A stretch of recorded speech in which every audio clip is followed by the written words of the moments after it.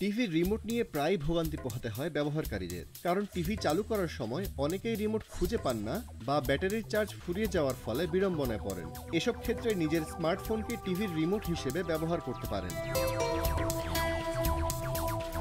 স্মার্টফোনকে টিভির রিমোট হিসেবে ব্যবহার করার জন্য আপনার অ্যান্ড্রয়েড ডিভাইসে আইআর ব্লাস্টার থাকতে হবে, আর আপনার টিভিটিও স্মার্ট টিভি হতে হবে। খুব সহজেই কয়েক মিনিটের মধ্যে ফিচারটি সেট করে ব্যবহার করতে পারবেন।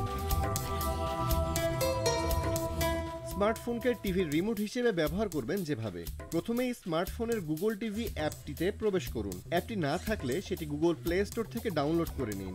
আপনার ফোন ও টিভি একই ওয়াইফাই নেটওয়ার্কের সঙ্গে যুক্ত রয়েছে কিনা তা নিশ্চিত করতে হবে। গুগল টিভি অ্যাপে নিচের দিকে ডানের রিমোট অপশনে ট্যাপ করুন। এরপর স্ক্যানিং ফর ডিভাইসেস অপশনে ট্যাপ করুন। তাহলে আপনার ঘরের ওয়াইফাই নেটওয়ার্কের আওতায় থাকা সবগুলো ডিভাইসের তালিকা দেখা যাবে। তালিকা থেকে নিজের টিভির নামের উপর ট্যাপ করে নির্বাচন করুন।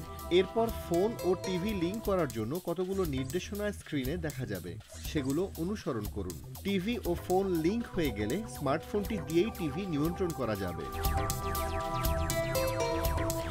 নিজের ফোনে আইআর ব্লাস্টার রয়েছে কিনা তা নিয়ে অনিশ্চয়তা থাকলে ফোনটির মডেলের নাম লিখে যে কোনো ব্রাউজারে সার্চ করুন। এরপর যে কোনো প্রযুক্তিগত ওয়েবসাইট থেকে আপনার ফোনের স্পেসিফিকেশনে চোখ বুলিয়ে নিন। স্পেসিফিকেশন দেখলে বুঝতে পারবেন আপনার ফোনে আইআর ব্লাস্টার আছে কি নেই।